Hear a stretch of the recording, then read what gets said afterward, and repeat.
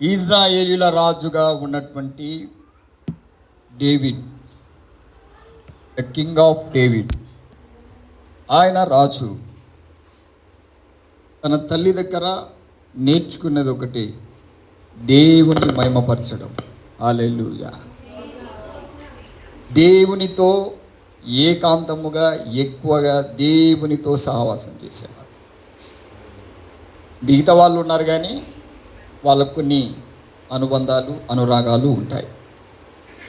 యెషయి మిగతా వారినే ఎక్కువగా ప్రేమించి మిగతా వారినే బాబు స్టీరో ఉండదు తీసి ఎక్కువగా ప్రేమను పంచేవారు. అందుకే సౌలు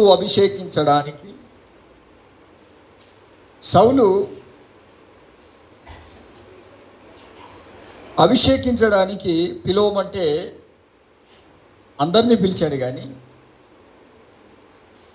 డేవిడ్ని పిలవలేదు.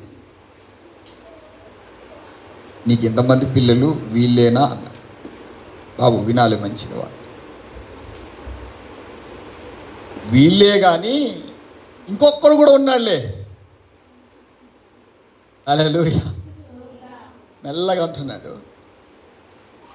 వీళ్ళే కానీ ఇంకొకడు ఉన్నాడులే అంటే యెషయి లెక్కలో వీళ్ళే ఉన్నారు, దావీదు లేడు. దావీదును యెషయి నీవు నా కుమారుడు కాదు పో అని చెప్పి ఉండవచ్చు ఎప్పుడైనా. కొంతమందికి ఆ మాట అంటే ఎంత రోషం వస్తుంది తెలుసా, మునకాలు వచ్చేస్తాయి కదా.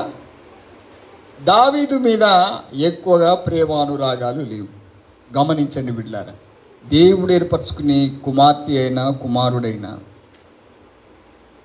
వాళ్ళని దేవుడు ఈ లోకంలో ఏర్పరచుకుంటే ఎవరి ప్రేమ వారికి దక్కదు. First for these word very careful. దీన్ని నువ్వు జాగ్రత్తగా నీ జీవితంలో గుర్తుపెట్టుకో. ఎందుకు చెప్తున్నానంటే నువ్వు ఇప్పటి నుంచి వెళ్ళే అప్డేషన్లో ఉంటే, అప్డేట్ చేసుకుంటూ ముందుకెళ్తే నీకు మంచిది. ఉన్నాడులే అని విడిచాడు. ఎందుకంటే యెషయి లెక్కలో దావీదు లేడు. దావీదు వాళ్ళ తల్లిగారి లెక్కలో ఉన్నాడు. కానీ దావీదును తల్లిగారు కూడా అవునండి మా కుమారుడు ఉన్నాడు, మా కుమారుని నువ్వు ఎందుకు పిలవట్లేదని రిబ్కమ్మ గారు పిలిచినట్టుగా పిలిచిందా? ఆమెకు కూడా ఆశే అభిషేకం అంటే, కానీ ఎందుకు పిలవలేదు? Already anointed king of David, ఆల్రెడీగా ఆయన దేవుని ఆత్మ అభిషేకముతో నింపబడుతూ ఆత్మ సంగీతములతో దేవుణ్ణి ఆరాధిస్తూ ఉన్నాడు.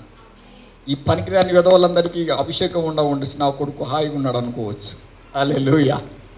గమనించండి ప్రియులారా, చాలా స్పెషల్ ఉంటుంది. బిర్యానీ కంటే, బగారా కంటే ప్రపంచంలో ఉన్న అన్నిటికంటే శ్రేష్టమైన ఉపదేశం ఈరోజు దేవుడు మనతో ఇచ్చి ఉన్నాడు. ఆమేన్. గమనించండి, ఇప్పుడు వాక్యం ఏంటంటే మనకు కొవ్వు మెదడు దొరికినంత తృప్తిగా ఉన్నదని దావీదు అంటాడు.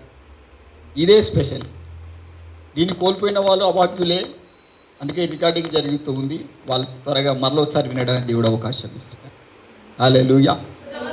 చాలా జాగ్రత్తగా రండి, పిలవలేదు అంటే దావీదు చెప్పాలి, మీరందరూ చెప్పాలి. మీ ఇంట్లో ఎవరి లెక్కలో నువ్వు లేకపోవచ్చు, ఉన్నావా? నువ్వు సంఘంలో ఎవరి లెక్కలో కనబడకపోవచ్చు, ఉన్నావా? మనం ఎప్పుడు ఏం చేస్తూ ఉంటాం, నేను ఎవరికి కనబడను, నేను చేసినా కనబడను, నేను ఎవరి లెక్కలో లేను, నన్ను ఎవరు గాననే కాన, నన్ను ఎవరు పట్టుకొని పట్టించుకోరు, నన్ను ఎవరు. హల్లెలూయా. దావీదుకి అదే జరిగింది. వీళ్ళందరూ అభిషేకం కోసం లైన్ కట్టారు. వింటున్నారా? ఏం చేశారు?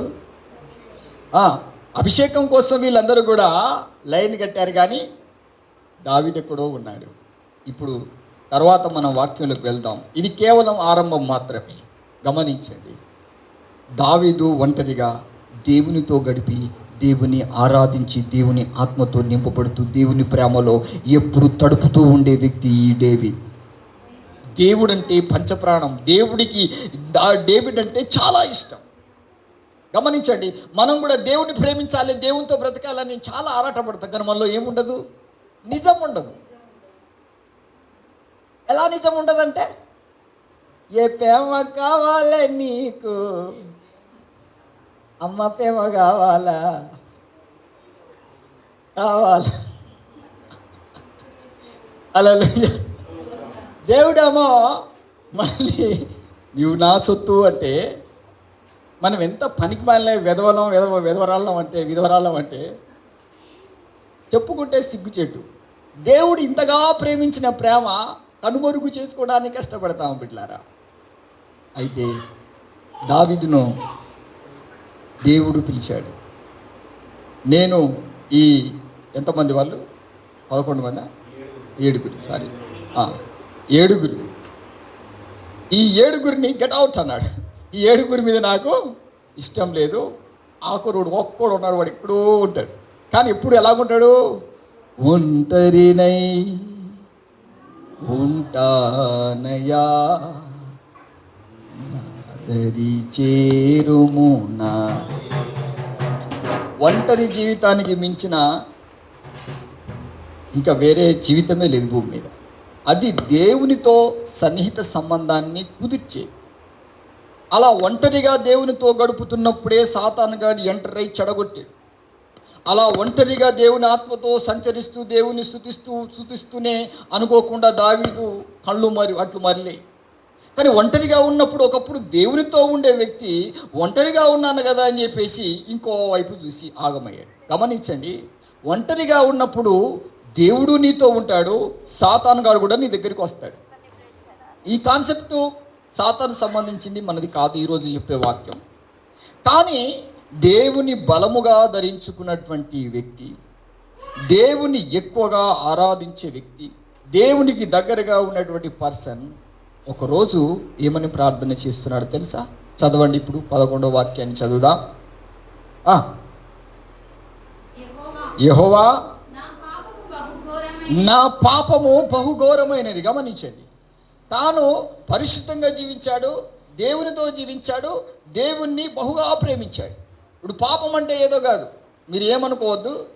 మీరు మనుషులను ఎక్కువగా ప్రేమించడమే పాపం, దేవుని ఎక్కువగా ప్రేమించకపోవడమే పాపం. మనుషులు ఎవరి మనిషిలో ప్రేమను కోరుకున్నా అది పాపమే. గుర్తుపెట్టుకో, దేవుని నుండి రావాలి నీకు. ఎక్కడి నుంచి రావాలి? ఎస్, దేవుని నుండి వస్తే ఫిల్టర్ నీళ్ళ లెక్క అన్నమాట. బావి నీళ్ళ కంటే బోర్ నీళ్ళ కంటే శ్రేష్టం అనేది ఫిల్టర్ నీళ్ళే. స్వచ్ఛంగా ఉంటుందన్నమాట దేవుని ప్రేమ. కామము, కోద్దము, మదము, మత్సరము ఏమీ ఉండదు.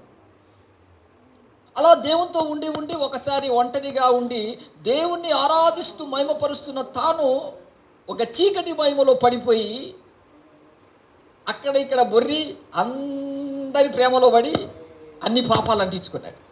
ఎంతమందిని ప్రేమిస్తే అన్ని పాపాలు. నిజమే నేను చెప్పేది. దేవుడు మనలో ఉండి ప్రేమించడం వేరే, మనం ఓన్గా ప్రేమించడం. ఈ కాన్సెప్ట్ మర్చిపోకండి. అలాగని చాలామంది దేశంతోనే రగులుతూ ఉంటారు. అది కాదు, వాళ్ళకి ప్రేమ లేదని కాదు, వాళ్ళు ప్రేమ కలిగిన బిడ్డలే. నీ ఇంట్లో అందరికీ చెప్తున్నావు, ఒక్కరి గురించి నువ్వు ఉద్దేశించి చెప్పండి.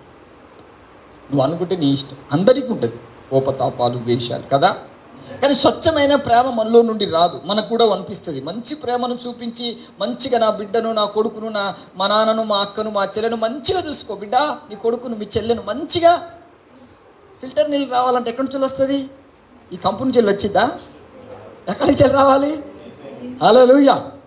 అందుకనే పౌలు అంటాడు, పైనున్న వాటి మీదనే మనసు పెట్టు, అక్కడి నుంచి దిగిద్ది నీకు అభిషేకం. ఇప్పుడు చదువుదాం. అందుకనే అంత పరిశుద్ధంగా అంత దేవుని ప్రేమను అనుభవించి దేవుని ప్రేమ రుచి చూచిన తాను ఘోరమైన పాపములో పడిపోయాను అంటున్నాడు. చదువుదాం.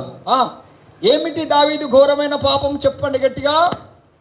మనుషులను ఎక్కువగా ప్రేమించడం ఒకటి, రాసి పెట్టుకో, రాయి.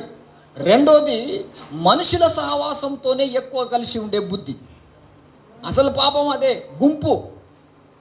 ఎక్కువగా మనుషుల మధ్యలోనే ఎక్కువగా ఉండాలనే స్వభావం చాలామందికి ఉంటుంది. కానీ యేసు ప్రభుల వారు లక్షల మందిలో సేవ చేశాడు, కానీ ఎప్పుడు గుంపుల మధ్యలో ఎప్పుడు కూడా ఆయన ఉండలేదు.